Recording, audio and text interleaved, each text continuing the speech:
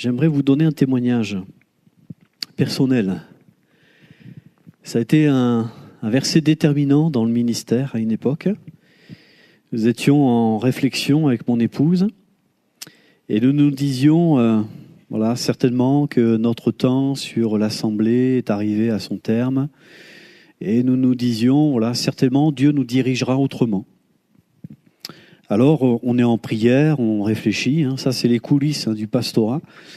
Et puis du coup j'arrive à un temps de prière, on a un temps de jeûne et prière, la mission intérieure Nord. Donc j'arrive à ce temps de prière, première réunion, première prophétie, en plein cœur. Tu penses que ton temps est terminé, tu penses que c'est fini, et et le Seigneur dévoile vraiment tout ce qui se passe. Et puis, c'est un petit peu plus gênant, mais je vais vous le dire. Le Seigneur dit, tu penses que c'est fini et je t'invite à changer ton état d'esprit. Je t'invite à changer les pensées de ton cœur. Tu penses que tu es au bout, que c'est fini, mais je veux t'emmener plus loin. Et je t'invite à changer les dispositions de ton cœur. Et j'ai mis à côté de toi une armée de conquérants. Il faut que tu continues le travail. Il faut que tu continues d'œuvrer, tu continues de servir. Et là, je reçois ça, je suis vraiment bouleversé dans mon cœur. Et puis, retour à la maison, donc du coup, on en parle. Mais en fait, ce verset-là, que vous avez là, au tableau, je l'ai en toile de fond pendant plusieurs mois dans mon cœur, animé d'un autre état d'esprit. Ou traduction, en fait, on va y venir dans le message, ça se traduit animé d'un nouveau souffle. Donc je suis travaillé avec ça pendant quelques mois et je dis Seigneur, je sais pas, moi j'ai un sentiment d'être au bout, mais toi tu me dis c'est pas fini et faut que tu continues. Alors les mois passent, les semaines sont là. Puis après j'ai un frère, alors le nom du frère c'est Persévérance. Et le frère me dit, on a l'impression que dans la vie d'église il y a un nouveau souffle. Et puis là je reste... J'ai dit, mais ça colle pile avec ce que j'ai sur le cœur et donc on est en train de cheminer avec ça. Et donc du coup on se rend compte que en fait c'est vraiment le chemin qu'on doit prendre, mais on maîtrise pas du tout, voyez-vous. Et cette clé, ce verset là, c'est animé d'un autre état d'esprit, vous voyez. Et donc du coup ça travaille dans le cœur et puis on finit par dire Seigneur, de toute façon que ta volonté soit faite. Vous voyez ?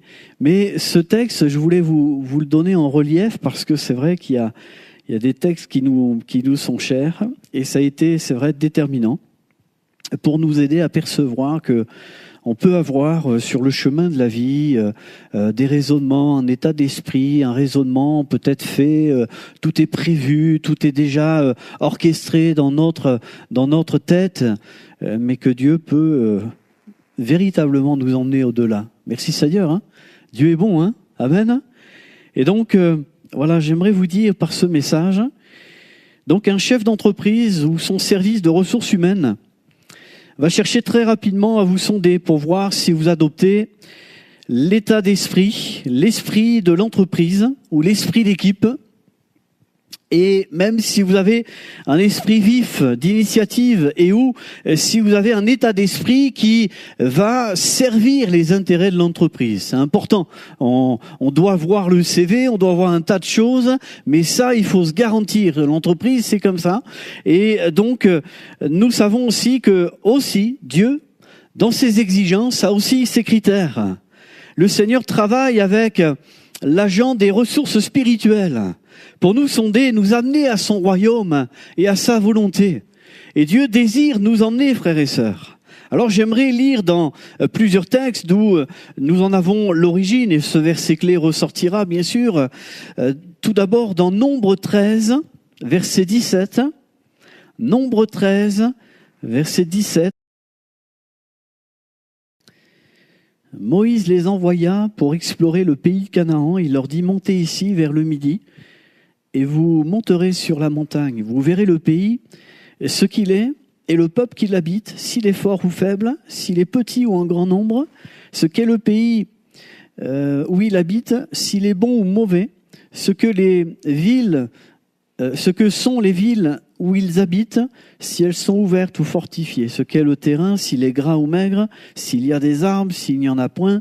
Ayez bon courage, prenez des fruits du pays. C'était le temps des premiers raisins. Ils montèrent, ils explorèrent le pays depuis le désert de Tsin jusqu'à Aréob sur le chemin de Hamath. On va aller un petit peu plus loin, verset 26. On va faire quelques tronçons dans le texte. Verset 26, à leur arrivée, ils se rendirent auprès de Moïse, d'Aaron et de toute l'assemblée des enfants d'Israël à Kadès, dans le désert de Paran. Ils leur firent un rapport, ainsi qu'à toute l'assemblée, et ils montèrent devant les fruits du pays. Voici ce qu'ils racontèrent à Moïse. Nous sommes allés dans le pays où tu nous as envoyés. À la vérité, c'est un pays où coule le lait et le miel, et en voici les fruits. Mais le peuple qui habite ce pays est puissant, et les villes sont fortifiées très grandes. Nous y avons vu les enfants d'Anak. Les Amalécites habitent la contrée du Midi, les Étiens, les Jébusiens, les Amoréens habitent la montagne, et les Cananéens habitent près de la mer, le long du Jourdain. Caleb fit taire le peuple qui murmurait contre Moïse. Il dit, montons, emparons-nous du pays, nous y serons vainqueurs. Mais les hommes qui étaient allés avec lui, nous ne pouvons pas monter contre son peuple, car ce peuple est plus fort que nous. On va arrêter là. On va aller un petit peu plus loin. Chapitre 14, verset 5. Moïse et Aaron tombèrent sur leur visage, en présence de toute l'assemblée réunie des enfants d'Israël. Il faut savoir que là, ils ont entendu les deux rapports et ils sont consternés de voir que l'assemblée, tout le monde se met à crier, à peur, se demande qu'est-ce qu'ils doivent faire, s'ils doivent écouter les 10, s'ils doivent écouter les 2. Vous voyez, ils sont impressionnés, terrorisés devant tout cela. Et donc Moïse et Aaron tombent sur leur visage en présence de toute l'assemblée réunie des enfants d'Israël. Et parmi ceux qui avaient exploré le pays, Josué, fils de Nun, et Caleb, fils de Jephthunné, déchirèrent leurs vêtements et parlèrent ainsi à toute l'assemblée des enfants d'Israël. Le pays que nous avons parcouru pour l'explorer est un pays très bon, excellent. Si l'Éternel nous est favorable et nous mènera dans ce pays et nous le donnera, c'est un pays où coule le lait et le miel. Seulement, ne soyez point rebelles contre l'Éternel, ne craignez point les gens de ce pays, car ils serviront de pâture, et ils n'ont plus d'ombrage pour les couvrir. L'Éternel est avec nous, ne les craignez point. Toute l'assemblée parlait de les lapider, lorsque la gloire de l'Éternel apparut sur la tente d'assignation devant tous les enfants d'Israël. Amen. La présence de Dieu va être déterminante. Alléluia. Et puis, Nombre 14, 24, on va le lire maintenant. Voilà, c'est ce verset clé dont je vous parlais. Et parce que mon serviteur Caleb a été animé d'un autre esprit, qu'il a pleinement suivi ma voie, je le ferai entrer dans le pays où il est allé, et ses descendants le posséderont. Amen. Donc ce verset prend du relief autant que nous en avons besoin, pour nous dire que le peuple va être confronté à une difficulté, une grande difficulté, aux portes du pays promis. Vous vous rendez compte, ils sont là, prêts à rentrer, et ce rapport est déterminant parce que va les amener soit à entrer, soit malheureusement à passer à côté et puis devoir tourner dans le désert. Vous vous rendez compte? Ce moment-là, il est crucial dans la vie du peuple. Il est crucial aussi pour nous montrer, nous rappeler que, étant animé d'un autre état d'esprit, il y a tellement une autre différence, tellement d'autres choses encore à vivre que nous pouvons recevoir par l'aide et le secours du Seigneur. La victoire qui était là, il se rappelle les fruits, les grappes de raisin si géantes. Vous auriez besoin de faire les courses qu'une fois par mois. C'est nettement moins qu'auparavant, avec tout cela. Mais nous savons que malheureusement, le pessimisme est un virus extrêmement contagieux. Et ce groupe des 10 personnes pessimistes va contaminer une grande partie du peuple. Et ce qui fait que le peuple va tourner dans le désert pendant 39 ans de plus. Dieu n'a jamais, vous imaginez bien, Dieu n'a jamais voulu une chose pareille. Et Dieu nous montre par là qu'il y a dans le cœur de Caleb et de Josué des dispositions qui sont enclins à la bénédiction. Et nous savons aussi que le plan de Dieu, c'était que de cette attitude négative, on en apprenne quelque chose de favorable pour pouvoir dire il y a un pays, il y a une génération, il y a des promesses, il y a des éléments encore à saisir avec la grâce de Dieu. Alléluia. Il est bon de voir que Dieu nous prévoit toujours le meilleur, frères et sœurs. Dieu nous prévoit toujours sa fidélité. Dieu nous prévoit toujours son intervention. Dieu prévoit encore de nous apaiser, nous rassurer, nous consoler et nous montrer toujours sa fidélité. Encore, merci Seigneur. Est-ce que vous avez déjà rencontré des personnes négatives? Non? Pas ici. Ça n'existe pas ici. Hein? D'accord.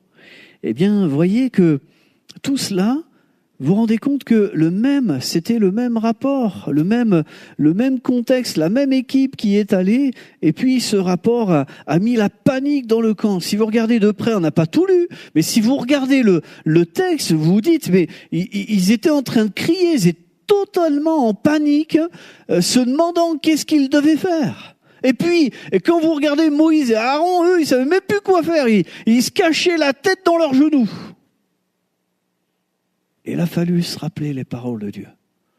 Il a fallu rappeler la fidélité que Dieu a déployée déjà. N'a-t-il pas été fidèle auparavant? N'a-t-il pas été fidèle hier? N'a-t-il pas été fidèle, oui, dans la délivrance de l'Égypte, la traversée de la mer Rouge, Mara, l'abreuvement au rocher d'Horeb, etc., etc. C'est devenu une génération qui a tout perdu, un mauvais état d'esprit, a fini par affecter leur acquis et leur coûter très cher. La clé, nous l'avons au jour d'aujourd'hui. La clé, c'est animer d'un autre état d'esprit et vivre un bon état d'esprit qui plaît à Dieu. Ce rapport tellement différent. Mais remarquez que, du retour de l'exploration, et pendant 40 ans, Caleb et Josué ont fait la différence dans leur intégrité. Et puis il y a d'autres textes qui en parlent. J'ai pas le temps ce soir. Mais en fait, on voit vraiment l'approbation de Dieu sur cette démarche-là. Vraiment, franchement, on aura certainement l'occasion d'y revenir, mais on voit vraiment l'approbation de Dieu qui est sur leur démarche, sur cette démarche de cœur. Et merci Seigneur, oui, parce que mon serviteur Caleb était animé d'un autre esprit, d'un autre état d'esprit, dans le sens de l'esprit humain, dans le sens de l'état d'esprit. Dieu nous emmène plus loin que nos peurs, nos inquiétudes. Et on en a tous. Je ne sais pas vous, mais moi j'en ai aussi. Mais Dieu nous emmène. Et c'est là qu'on peut se dire, frères et sœurs, on a des peurs, on a des enjeux dans la prière, vous vous rendez compte? Il y a des défis, mais ils sont colossaux, ils nous dépassent. Et nous sommes déconcertés, peut-être parfois même la tête dans les genoux, et on se dit, mais comment tu vas faire, Seigneur? Alors Dieu est tout puissant, il est capable de tout. Alléluia. Et il ne faut pas que ce soit nos peurs, nos inquiétudes, notre désarroi qui nous dirigent, frères et sœurs. On a vraiment besoin de dépendre de lui, on a besoin de faire la différence, on a besoin de puiser dans sa force. Il ne faut pas que mes peurs me dirigent, on a besoin de vivre par la foi. On a de quoi s'en faire, oui, c'est vrai, on ne sait pas ce que demain sera fait, les années à venir. Mais ça ne nous appartient pas, frères et sœurs. Ça appartient au Seigneur et nous, on doit encore et continuer de lui faire confiance. Lui dit le Seigneur, nous comptons sur toi. Et il y a, c'est vrai, cette grande majorité, cet état d'esprit ambiant qui est là et qui ruine peut-être tout esprit de conquête, toute volonté de marcher par la foi, toute volonté de se consacrer, d'aller de l'avant. Et il faut qu'on fasse la différence. Oui, on a vraiment besoin de vivre le secours de Dieu, un autre état d'esprit. Oui, beaucoup s'emparent des promesses de Dieu, mais il y a aussi ceux qui sont morts dans le désert parce qu'ils n'ont pas saisi ce que le Seigneur voulait dire. Et nous avons peut-être une invitation ce soir, comme Caleb, oui, d'être animés d'un autre état d'esprit, devant notre Canaan, devant nos promesses, devant les bénédictions, devant le secours, la délivrance de Dieu, ce que Dieu destine, tout ce qu'il a préparé dans sa grâce, vous imaginez, tout ce que Dieu a prévu dans sa fidélité. Les dispositions de nos cœurs sont vraiment importantes pour pouvoir faire aussi toute la différence. Devenir conquérant de l'impossible, malgré nos limites, nos impossibilités. Développons encore dans la prière de ces qualités pour plaire au Seigneur. Amen. Vivre un renouvellement, oui, c'est aussi ça, de notre esprit, c'est la volonté de Dieu. Caleb, mon serviteur, était animé d'un autre souffle.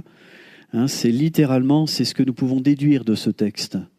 Donc, un nouveau souffle. Nous avons bien compris que sans Jésus, on ne peut rien faire. Sans Jésus, on ne peut rien faire. Mais si c'est lui qui souffle dans nos voiles, si c'est lui qui porte nos cœurs, alors tout est totalement différent.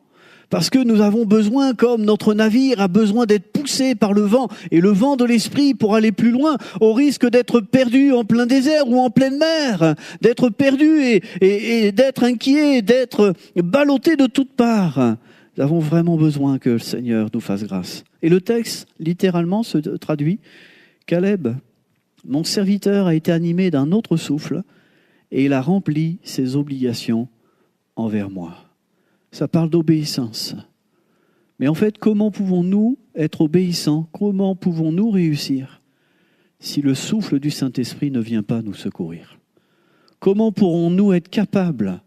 Comment pourrons-nous faire la différence, frères et sœurs, si le secours ne nous vient pas d'en haut? Si nous ne reconnaissons pas qu'on a besoin de cet état d'esprit pour dire, Seigneur, moi je suis en panne, je suis en rade, j'ai vraiment besoin que tu me remorques, que tu souffles dans mes voiles, dans mon cœur, tu entraînes ma vie. Parce que Seigneur, je touche du doigt à ces limites. On revient impressionné, il y a des géants, j'ai des problèmes, faut voir, je t'en raconte, j'en ai des listes, j'ai des géants, ils sont indomptables, je peux rien faire, ils me piétinent sans cesse. Mais on a vraiment besoin de dire, Seigneur, on compte sur toi. Amen. Le mot, esprit, qui signifie souffle, nous démontre que Caleb employait son souffle pour vivre ce que Dieu voulait et qu'on puisse dépendre de ça, de ce que Dieu peut nous donner. C'est bien de dépendre de Dieu, ne croyez pas? Dépendre de lui et apprécier la présence divine et savoir l'entretenir aussi, chercher ce que sa présence demeure. Amen. Que sa présence nous entraîne encore dans toute sa volonté. Vous voyez qu'il y a aussi, pour vivre le royaume de Dieu, c'est important, un nouveau souffle. Il y a différentes directions. Si vous regardez le psaume, je vous le cite, 51:12. « Ô Dieu, crée en moi un cœur pur, renouvelle en moi un esprit bien disposé. » Amen. Un nouveau départ par le Saint-Esprit. Acte 1:8. Il nous a dit aussi, mais vous recevrez une puissance, le Saint-Esprit survenant sur vous, et vous serez mes témoins, etc., etc. Romains, pour prier un nouveau souffle dans la prière, on est en panne, Seigneur, je ne vais même pas oser élever ma voix ce soir, je ne sais pas comment je peux faire. De même aussi, l'Esprit nous aide dans notre faiblesse, car nous ne savons pas ce qu'il convient de demander dans nos prières, mais l'Esprit lui-même intercède par des soupirs inexprimables. Merci Seigneur, alléluia. Une conduite renouvelée par le Saint-Esprit. L'affection de la chair, c'est la mort, tandis que l'affection de l'Esprit, c'est la vie et la paix. Amen, merci Seigneur. Oui, vivre pour le royaume de Dieu. Dieu nous a présenté son Fils. Lui qui était plus qu'animé d'un autre état d'esprit, il avait les sentiments parmi desquels nous devons puiser aussi, dépendre de lui. Nous avons besoin de cela. Ayez en vous les sentiments qui étaient en Jésus-Christ. Ça nous aide tellement pour appréhender les choses avec tout son secours. Amen. Alors que le Seigneur nous bénisse, frères et sœurs. De des mots, que la puissance de l'Esprit puisse nous fortifier, mettre encore en relief de ces réalités, comme je vous ai dit. Et c'est vrai, tellement soif encore de dire, Seigneur, on a tellement besoin d'apprendre encore, tellement d'appréhender les choses avec le secours que tu donnes, et seul le secours que tu donnes. Alléluia. Alors des piliers essentiels à cet état d'esprit, c'est l'humilité du serviteur. La soif d'apprendre, littéralement, c'est celui qui apprend. L'amour inconditionnel, le renoncement à soi, la foi inébranlable, la persévérance. Parfois, le chemin est tellement étroit et difficile, mais nous avons besoin de nous arrêter, dans sa présence pour recharger nos batteries. Amen. Alors, frères et sœurs, je vous encourage à avoir ce bon état d'esprit, ce nouveau souffle, oui, qui est un reflet de la gloire de Dieu et de la foi qui est animée, dépendant de Jésus. Nous avons des défis devant nous, vous ne croyez pas? Des sacrés défis dans notre génération, mais de les relever avec la grâce et le secours de Jésus, appuyer sur ses promesses et qu'il puisse nous entraîner dans ces victoires qu'il a préparées et qu'il peut lui seul ouvrir pour chacune de nos vies. Qu'on ne revienne pas en vaincu, qu'on ne revienne pas à dire nous sommes plutôt du côté des pessimistes et que nous freinons, nous refermons quelque part sur nous les portes de la grâce, les portes des promesses. Et nous avons vraiment besoin de nous encourager dans la foi, nous encourager à tenir bon et puis de laisser le Seigneur nous visiter, nous rafraîchir, nous équiper, nous rendre encore plus forts avec son secours et sa victoire. Amen.